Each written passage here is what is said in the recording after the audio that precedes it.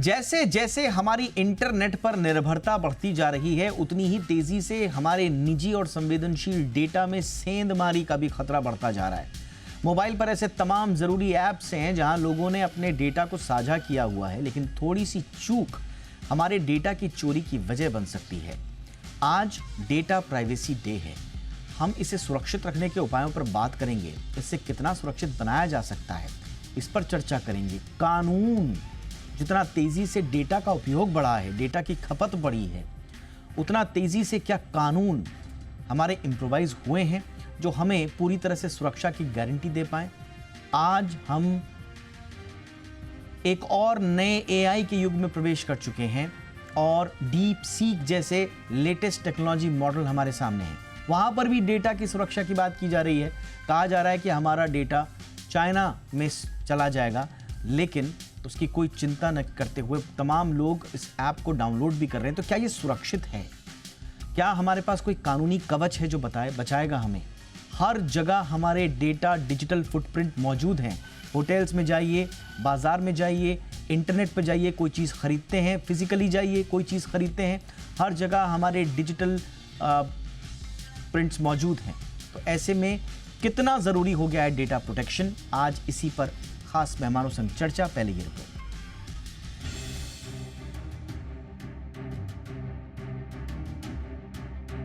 Internet आधारित जिंदगी, digital का दौर, मोबाइल और टैब पर चल रही कारोबार की दुनिया।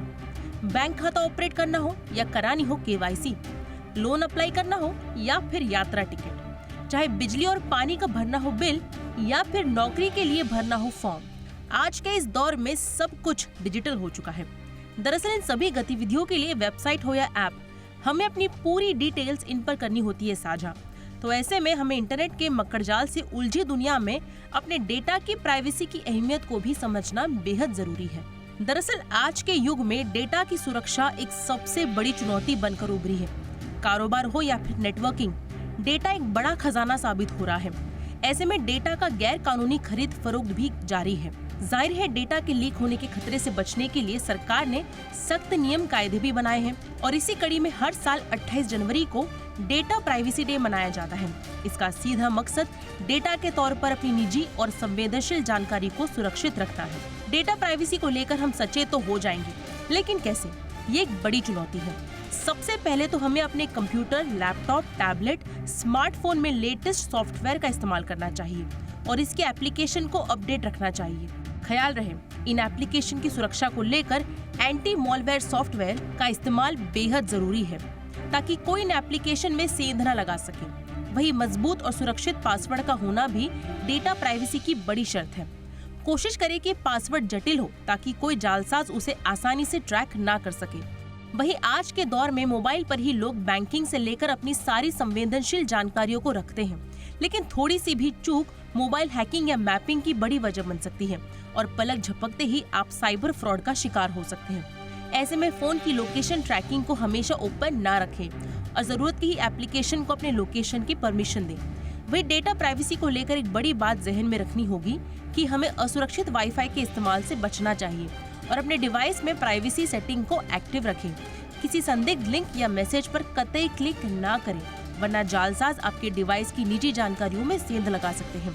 फिलहाल तो हम डिजिटल सुरक्षा को लेकर एक कदम आगे बढ़ते हैं तो साइबर जालसाज फ्रॉड के नए रास्ते निकाल लेते हैं, लेकिन अगर हम सचेत और सजग रहें तो हमारे डेटा पर कोई हाथ साफ नहीं कर पाएगा। तो फिर डेटा प्राइवेसी को लेकर आप भी सजग रहें और दूसरों को भी इसे लेकर जागरूक करें।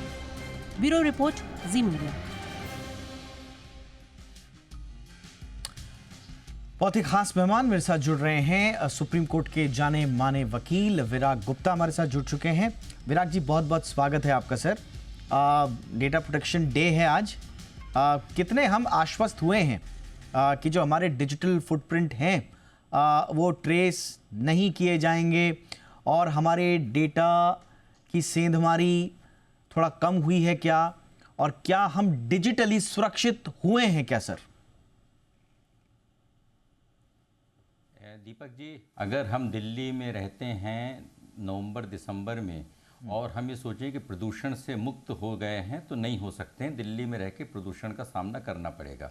इसी तरीके से जो भी डिजिटल डिवाइसेस का इस्तेमाल कर रहा है तो उसकी डेटा सुरक्षा खतरे में है। उसकी दो वजह हैं। पहली वजह तो ये है कि हमारे पास कोई डेटा सुरक्षा कानून नहीं है, और दूसरी वजह यह है कि डिजिटल कंपनियों का पूरा कारोबार डेटा के उनके सेल पर ही आधारित है।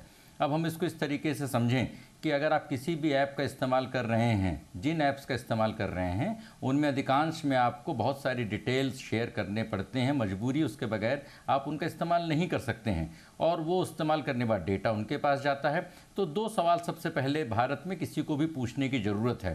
पहला सवाल ये है कि जो विश्व की सबसे ताकतवर कंपनियां हैं वो हमसे कोई पैसा नहीं लेती हैं, और फिर वो इतनी बड़ी रईस कैसे बनी हैं? इसका मतलब कि वो हमारे डेटा के कारोबार से ही रईस बनी है। दूसरा सवाल ये पूछना चाहिए कि इसकी सुरक्षा के लिए क्या किया गया है। इसकी सुरक्षा के लिए जब हमसे बोला जाता है कि आप सावधानी बरतें, इसी तरीके से है कि हमारे घर के ताले की चाबी 100 चोरों के पास है, और हम बोलें कि भाई हम सुरक्षा बरतें, तो हमारे पास सुरक्षा बरतने का ही तरीका है कि हम दरवाजे के सामने जाके खड़े हो जाएं और हमेशा जागते रहें, क्योंकि वो ताला तोड़ करके कभी भी पीछे दरवाजे से भी आ सकता है।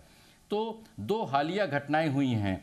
एक हुई है जो चाइनीज़ कंपनी की वजह से पूरे विश्व में उथल पुथल हुई है, और जो दूसरी अभी भारत में हाई कोर्ट में जो अभी भारत के पब्लिशिंग कंपनियों ने केस फाइल किया है, उन दोनों बातों से भारत में डेटा सुरक्षा के संगठित जो प्रयासों की ज़रूरत आन पड़ी है, और इसलिए डेटा सुरक्षा प्राइवेसी से आगे हट करके एक अर्थव्यवस्था के लिए निर्णायक बात बन गया है। सर, आपने क्योंकि बात अब कर ही दी है डीप सीक की, और आज ही हमने उस पर कुछ रिपोर्ट्स भी हमने लाई हैं, और जितनी हमारी जानकारी है, और आप उस पर ज़्यादा बेहतर तरीके से बताएंगे कि कैसे उसमें साफ साफ जो टर्म्स एंड कंडीशंस हैं उसमें लिखा हुआ है कि आपका डेटा चाइनीज़ टेरिटरी में स्टोर होगा, और उस पर स्वाभाविक रूप से जो एक्सेस है वो चीन का होगा।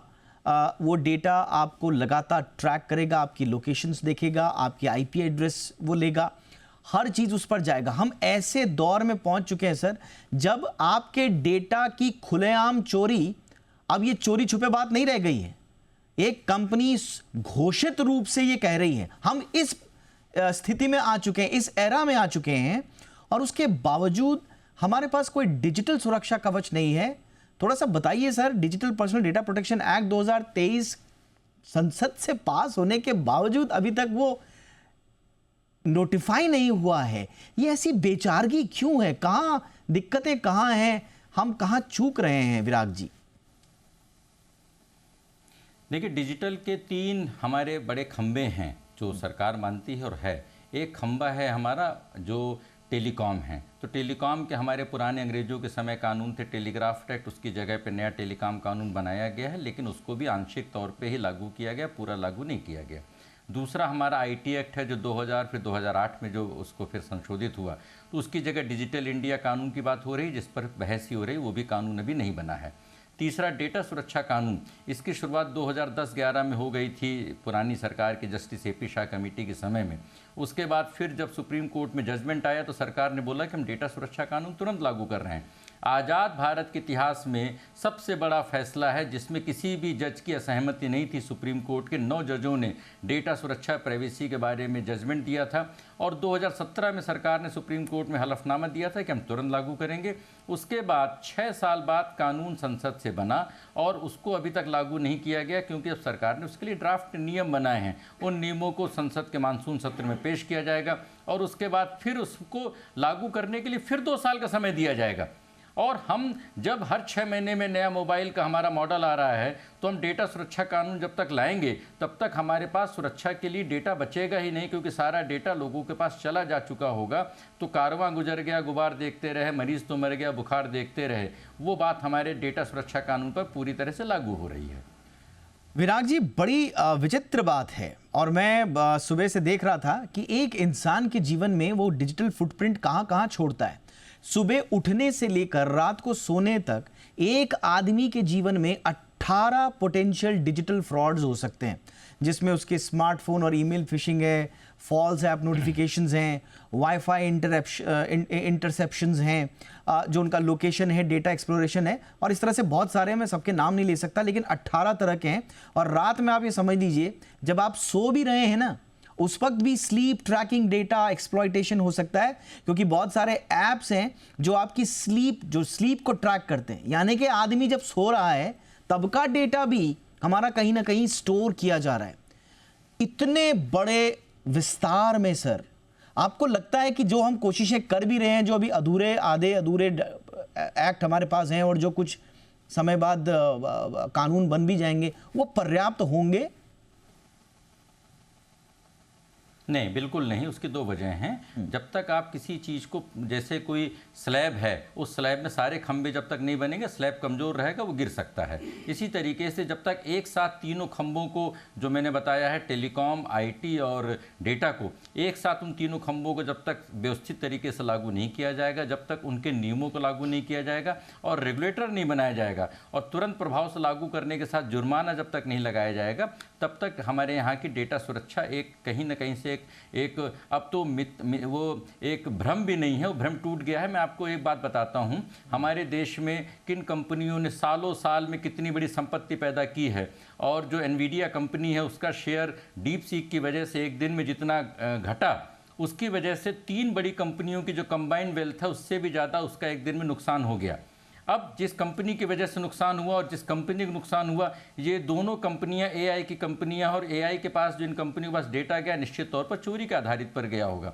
अब भारत की सबसे बड़ी जो हमारी मीडिया कंपनियां हैं, जिसमें बड़े बड़े ग्रुप शामिल हैं, उन लोगों ने दिल्ली हाई कोर्ट में एक एप्लीकेशन लगाई है और उसमें बोला है कि ओपन एआई जो उनका डेटा इस्तेमाल कर रहा है वो उससे उनके कॉपीराइट का उल्लंघन हो रहा है। और ओपन एआई ने दिल्ली हाई कोर्ट में 2 दिलचस्प जवाब दिए हैं। पहला दिलचस्प जवाब ये दिया है कि ये जो डेटा इस्तेमाल कर रहे हैं वो ओपनली पब्लिक डेटा अवेलेबल है, इसलिए कोई कॉपीराइट का वायलेशन नहीं है। दूसरा दिलचस्प जवाब उन्होंने दिया है कि उनका जो सर्वर है वो अमेरिका में स्थित है और इसलिए भारत की अदालतों का जुरिस्डिक्शन नहीं है।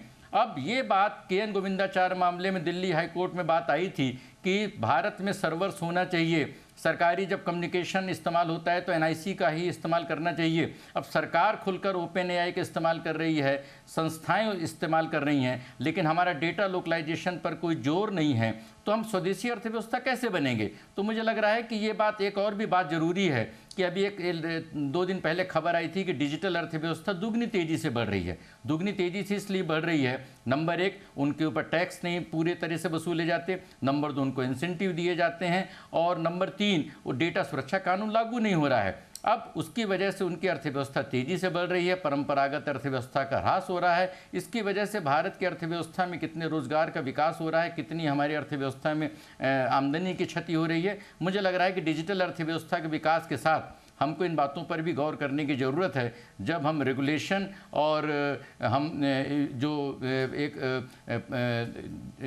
एक साइंटिफिक इवोल्यूशन की बात करते हैं, उसके साथ साथ अर्थव्यवस्था की स्थिरता को देखने की ज़रूरत है, क्योंकि वर्ल्ड इकोनॉमिक फोरम ने जो रिपोर्ट जारी की है उससे भी डिजिटल रेगुलेशन की ज़रूरत समझ में आती है। एब्सोल्युटली। हमारे साथ अमित दुबे भी जुड़ चुके हैं, जाने माने साइबर मामलों के जानकार भी हैं आप, AI एक्सपर्ट भी हैं, डिजिटल मीडिया एक्सपर्ट भी हैं। बहुत बहुत स्वागत है अमित जी आपका। अमित जी, हम जब मैंने जैसा बोला कि सुबह से लेकर शाम तक आदमी जब उठता है उस वक्त वो एक पोटेंशियल फ्रॉड का शिकार हो सकता है, और जब वो सो रहा है उसकी स्लीप ट्रैक करने वाली भी सॉफ्टवेयर्स हैं, हमारा डेटा सब जगह है, डिजिटल फुटप्रिंट हमारे, हम एक कदम रखते हैं तो न जाने कितनी बार हमारा डेटा जो है कहीं ना कहीं स्टोर हो रहा था, या हमारे डिजिटल फुटप्रिंट अब कहीं ना कहीं वो इम्प्रिंटेड हो रहे हैं। इतने बड़े माहौल में क्या हम ये बहस जो कर रहे हैं, डेटा प्राइवेसी, डिजिटल सुरक्षा, ऐसी कोई चीज होती भी है, कभी संभव हो भी पाएगी, या हम ऐसे ही बस बहस करते रहेंगे, चर्चा करते रहेंगे? कोई चीज होती है डेटा प्राइवेसी जैसी, कोई चीज होती है अमित जी? नहीं, बिल्कुल होती है, लेकिन एब्सोल्यूट डेटा प्राइवेसी अचीव करना मुश्किल।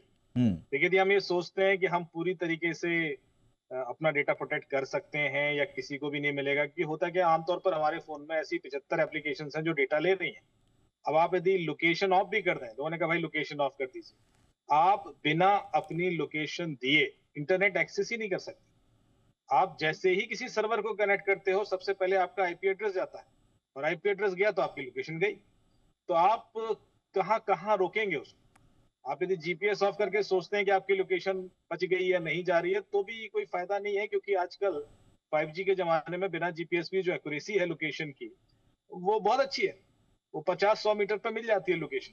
तो इस वजह से लोकेशन तो प्राइवेट रही नहीं। अब बचा आपकी एक्टिविटीज। तो आप कई सारी ऐसी एप्लीकेशन है, आप हर एप्लीकेशन में जा जाके ब्लॉक करते रहें तो फिर भी ठीक है।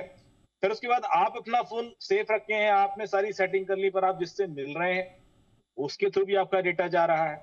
वो आपके कैलेंडर में इवेंट डाल देता है कि मैं आज अमित से मिलने वाला हूं, तो मेरी लोकेशन चली गई कि कहाँ मिला था, कब मिला था। तो ऐसे बहुत सारी पॉसिबिलिटीज होती हैं। दूसरा क्या होता है सर कि आपका डेटा जिन सर्वर्स पर है वो सर्वर हैक होते रहते हैं। तो जब मैंने आपसे कहा था कि आप अपना ये देख सकते हैं कि आप कितनी बार आपका डेटा ब्रीच हुआ है, आपका डेटा कहाँ कहाँ पड़ा हुआ है, उसके लिए एक लिंक है haveibeenfound.com। आप उस पर जाएं, अपना ईमेल आईडी डाल दें और उसके बाद आप देख लेंगे कि आप करीब 25 बार हैक हो चुके हैं। आपका जो email ID, password, bank account details, date of birth, address, locations कहाँ कहाँ पड़ी हुई, और ये कोई भी जाके चेक कर सकता है। अब ये डेटा आप ये भी बताया जाएगा कि ये डेटा गया कहाँ से। भाई जीमेल हैक हुआ था, बिग बास्केट हैक हुआ था, डोमिनोज हैक हुआ था, जो भी लिंक्डइन हैक हुआ था, जो भी ये हैकिंग की खबरें आती हैं उनके डेटाबेस में जो वो डेटा कलेक्ट कर रहे थे, क्योंकि वो तो आपको फ्री सर्विस दे रहे हैं, तो डेटा उनके पास है, वहां से वो डेटा डार्क वेब में जाता है, अलग अलग जगह पर अवेलेबल होता है। क्रिमिनल वहीं से वो डेटा ले लेते हैं और उसके बाद वो आपके खिलाफ साजिशें रचते हैं। तो ये जो पूरा प्रोसेस है जो अभी वकील साहब बता रहे थे, क्योंकि रिस्क वहीं बढ़ जाता है जैसे आपका डेटा किसी के सर्वर में है, क्योंकि अब आप चाहें न चाहें कल के दिन वो वहां से कहीं भी पहुंच सकता है। डेटा बिकता भी है। मैं एक और एग्जाम्पल आपको दे रहा हूं। कई लोग वीपीएन यूज करते हैं और सोचते हैं कि वीपीएन यूज करेंगे तो हमारी आईपी एड्रेस किसी और कंट्री की हो गई है, अब हम कोई भी लीगल चीज करें किसी को तो पता पड़ेगा नहीं। अब आप जरा सोचिए दीपक जी कि एक कंपनी है, वो लाखों करोड़ों खर्चा करके एक वीपीएन सर्वर सेटअप करती है और फिर वो आपसे कहती है कि आप ये सर्वर यूज कर लीजिए वीपीएन। क्यों? क्योंकि आप इलीगल चीजें कर सके, क्योंकि आपकी लोकेशन ओरिजिनल नहीं रहेगी, आपने जर्मनी, नीदरलैंड, पाकिस्तान में लोकेशन दिखा दी, अब आप वो चीजें कर सकते हैं। वो ऐसा क्यों करेंगे? Why would they spend so much money to offer you something free? वो ऐसा इसलिए करते हैं क्योंकि जो वीपीएन का लॉग है वो डार्क वेब में ज्यादा महंगा बिकता है, क्योंकि इन कंपनीज को भी पता है कि जो लोग भी वीपीएन यूज करके खुराफातें कर रहे हैं उनकी जरूरत किसको है उस डेटा की, और उनको डेटा अवेलेबल हो जाता है। तो कोई भी ऐसे मुगालते में रहना कि हम कोई फ्री सर्विस यूज कर रहे हैं और हमारा कुछ भी नुकसान नहीं होगा, मेरे ख्याल से सबसे बड़ी गलतफहमी है आज के दौर में। वो बिल्कुल सही कहा उन्होंने कि दिल्ली में रह रहे और प्रदूषण से बचे रहेंगे, वैसा तो नहीं हो पाएगा। राइट, बिल्कुल। एब्सोल्यूट प्राइवेसी एक्सपेक्ट करना ही गलत है, लेकिन मिनिमाइज किया जा सकता है, रिस्क कम किया जा सकता है, वो पॉसिबल है। उसके लिए कानून की भी जरूरत है, सिर्फ आपके करने से नहीं होगा, क्योंकि जब कभी डेटा लीक हो 250 करोड़ की पेनल्टी लगेगी, हाँ। उस दिन सीरियसनेस आना शुरू होगी, उस दिन कंपनियों के डेटा लीक भी कम हो जाएंगे और शायद फिर हम ज्यादा सुरक्षित महसूस करेंगे। विराट जी, अब क्या करें?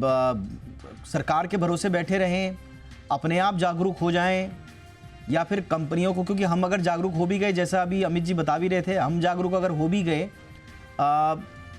अभी कुछ केसेस आए हैं जिसमें डिजिटल अरेस्ट के मामले में जब ईडी ने छापेमारी की तो पता चला कि जो कंपनीज हैं वही केवाईसी नियमों में ढील बरत रही हैं, जिसकी वजह से ये लीकेजेस हो रहे हैं। तो हम जागरूक हो जाएंगे, अपनी गारंटी ले लेंगे, सरकार भी थोड़ा ठीक ठाक हो जाएगी, लेकिन झोल तो कहीं से भी हो सकता है। तो फिर ऐसे में करें क्या? देखिए, जागरूकता का कोई मतलब नहीं है। या तो लोग डिजिटल अर्थव्यवस्था का हिस्सा हैं या फिर उन्हें हिमालय जाके तपस्या करनी चाहिए। तो अगर आप डिजिटल अर्थव्यवस्था के हिस्सा हैं तो आप कंप्रोमाइज्ड हैं, पहली बात है। दूसरी बात, ये सिर्फ डकैती का मामला नहीं है, डकैती से उपनिवेशवाद का मामला है। जिस तरह से ईस्ट इंडिया कंपनी एक व्यापार का पट्टा लेकर पूरे देश में कब्जा किया, फिर ब्रिटिश संसद का कब्जा आया और हमको किस तरीके से आज़ादी लेने में 200 साल लग गए, और डिजिटल उपनिवेशवाद के शिकार हो जाएंगे तो वो हमारे दिमाग में कब्जा कर रहे हैं, तो उसके बाद फिर उनके उपनिवेशवाद से मुक्त होना मुश्किल है। मेटी की एक रिपोर्ट है कि 2030 तक कृषि और निर्माण की जो अर्थव्यवस्था है उससे बड़ी डिजिटल की अर्थव्यवस्था हो जाएगी। तो राष्ट्रीय सुरक्षा, हमारे समाज, हमारे पूरी जो अर्थव्यवस्था है वो सिर्फ डेटा सुरक्षा का मामला नहीं है, ये एक उपनिवेशवाद का मामला है। और व्यक्तियों के जागरूक होने से उनकी सुरक्षा बढ़ सकती है, लेकिन जो देश की पूरी अर्थव्यवस्था, देश की संप्रभुता में जो खतरा है, उस पर मुझे लग रहा है सरकार को गौर करने की ज़रूरत है। अगर हम एंटी रोमियो ब्रिगेड बनाते हैं महिलाओं की सुरक्षा के लिए, तो देश की सुरक्षा के लिए डेटा सुरक्षा कानून तुरंत लागू होना चाहिए। बिल्कुल। अमित जी, आपको क्या लग रहा है सर, किस लेवल पे काम हो सबसे ज्यादा क्योंकि जैसे हमने बताया अभी कि डिजिटल फ्रॉड के केसेस में अगर माना हम लापरवाही कर रहे थे, हम लालच के चक्कर में पड़ गए थे, तो पता चला कि सारी की सारी गलती हमारी नहीं है। कुछ गलती कंपनीज की है जो केवाईसी रूल्स में ढील दे रही हैं, कुछ प्रॉब्लम सरकारों के स्तर पर हैं जो अपने कानून व्यवस्था को मुस्तैद नहीं कर पा रही हैं। अब हमारा लाओस, कंबोडिया में हमारा डेटा है सर, वहां से हमें कॉल आ रहे हैं, इसमें हमारी क्या गलती? तो हम कितने भी जागरूक हो जाएं, तो ऐसे में आपको क्या लगता है जिम्मेदारी सबसे ज्यादा कहां सुनिश्चित होनी चाहिए, व्यक्तिगत स्तर पर, संस्थागत स्तर पर या सरकारी स्तर पर? नहीं, देखिए, सरकार की जिम्मेवारी डेफिनेटली है, और हम कितना भी अपने आप को, जैसा कि बताया, अवेयर कर लें, लेकिन यदि ये सर्वर से ही डेटा जाएगा जैसा मैं, तो उसमें आप क्या कर लेंगे? आपका डेटा यदि कहीं पर भी है और वहीं सुरक्षित नहीं है और वहीं से लीक होकर डार्क वेब पर जा रहा है या क्रिमिनल के हाथों में पहुंच रहा है, तो आपके हाथ में बहुत कुछ है नहीं। अब ऐसे में उस पर कैसे रेगुलेशन किया जाए, पेनल्टी कैसे लगा जाए, ये तो सरकार ही तय करेगी। तो आपके हाथ में 10%, 20% तक तो हो सकता है कि ठीक है, आप जागरूक थे, लेकिन कोई तो तैयार है वहां डेटा चुराने के लिए, और वो जो डेटा चुराने वाला है उसको अलाउ किया जा रहा है कि आप दे दीजिए। अभी हमने कल जब वो एक लिंक को देखा था जिसमें आपका बैटरी का स्टेटस, फोन का टाइप, सिम कार्ड का टाइप सब जा रहा था, तो वो आपका ओएस ही दे रहा है ना उसको। वहां क्यों नहीं रोका गया उस लेवल पर कि हर किसी को एक्सेस दे दिया है? वो तो क्रिमिनल भी हो सकता है, और उसने कोई लिंक भेजी और उसको भी डिटेल मिल रहा है। तो ये सारे रेगुलेशंस तो कहीं ना कहीं कानून के तहत ही आ पाएंगे, इसमें हम और आप बहुत कुछ सचेत होकर भी नहीं कर पाएंगे, ये तो तय है। और इसी वजह से ये इशू इंडिया का नहीं है, ये वर्ल्ड वाइड ये इशू है। आप देखेंगे साइबर क्राइम दुनिया भर में उतना ही बढ़ गया है क्योंकि डेटा गया है और वो डेटा गलत हाथों में पहुंचता है और उसका मिसयूज होता है। अभी जब आपने डीप सीक की बात कही है, और उसका जो डेटा है, जो जिस मॉडल्स पे वो ट्रेन हुआ है, उसने 30 गुना कम प्राइस पर वो ऑफर कर रहा है लोगों को। और चाइना की स्ट्रेटजी हमेशा से रही है, कोई भी हार्डवेयर, मोबाइल फोन या कुछ भी इतना कम कर दो कि आप मजबूर हो जाओ उस तक लेने के लिए। अब आप डीप सीक यूज करना शुरू करोगे, डाउनलोड धड़ाधड़ हुए इंडिया में, उसके बाद आपका डेटा उनके पास जाएगा। आप कहां तक रोकोगे कि आप किस तरह की सर्चेस कर रहे हो? अभी एक कंपनी के मुझे कॉल आया सर, और ये मैं अगेन ऑन उस पर बोल रहा हूँ। उन्होंने कहा कि हमारे किसी एम्प्लॉय ने कोई आरएफपी थी, जो बड़ा सेंसिटिव डॉक्यूमेंट होता है किसी कंपनी को, जब टेंडर फाइल करना होता है, उसका जो रिस्पॉन्स होता है उसको बोलते हैं, वो उन्होंने चैट जीपीटी पे अपलोड किया। क्यों? क्योंकि उसको कुछ फॉर्मेटिंग वगैरह करनी थी इंग्लिश की, और उसके बाद वो डेटा डार्क वेब पे मिला। उन्होंने सिर्फ चैट जीपीटी पे अपलोड किया था, तो जिस कंपनी ने वो टेंडर फ्लोट किया था उनको डार्क वेब पे मिला, और उन्होंने इस कंपनी को नोटिस भेजा कि आपने इतना सेंसिटिव भेजा, डार्क वेब पे क्यों है, और उसके बाद उनको डिबार कर दिया, उनको टेंडर से बाहर कर दिया। तो ये सारी चीजें हो रही हैं, सामने आ गई। तो अब यदि हम ये सोच के बैठे कि हमारी गलती हम ना करें या वहां तक ही चीजें सीमित है, तो शायद अब सीमित नहीं है। With AI, with LLMs, with free LLMs, with cheap LLMs, this will increase further. बिल्कुल, बहुत संक्षेप में विराग जी कुछ जोड़ना चाह रहे हैं।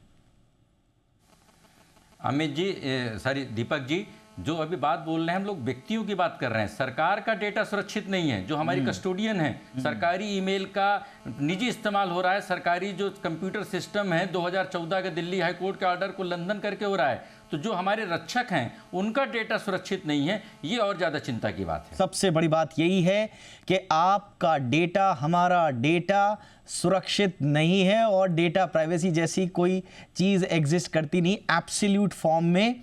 तो इसलिए कुल मिला के ले दे के हम तो ये भी नहीं कह सकते अब आज की डेट में कि भैया आप सतर्क रहिए, क्योंकि आप जितना मर्जी सतर्क हो जाइए, जैसा विराग जी कह रहे हैं, जो आपके रक्षक हैं वही सुरक्षित नहीं हैं, तो फिर आप अपनी सुरक्षा करके क्या कर लेंगे? तो कुल मिला के बहुत कॉम्प्लेक्स इशू है। ऐसी स्थिति में आ चुके हैं हम जहां पर बहुत सारी लापरवाहियां हुई हैं। अगर समय पर कानून बन जाते, एक्शंस होते, तो शायद इस स्थिति में नहीं पहुंचते, बट फिर भी हम उम्मीद करते हैं कि डेटा प्रोटेक्शन, जो हमारा डिजिटल डेटा प्रोटेक्शन है, वो जल्दी जल्दी एक्शन में आए, रूल्स उसके नोटिफाइड हों और एक कानून बने। तब तक के लिए हम आपको सिर्फ शुभकामना ही दे सकते हैं, आपसे हम हमदर्दी ही जता सकते हैं। इसलिए जितना हो सके सुरक्षित रहिए, अपने डिजिटल फुटप्रिंट्स पर नज़र रखिए, और जितना कम हो सके अपने डिजिटल प्रिंट्स छोड़िए। बहुत बहुत शुक्रिया विराग जी, विस्तार से बातचीत हुई। अमित जी, बहुत बहुत धन्यवाद, वक्त निकाला आपने भी। Thank you so much.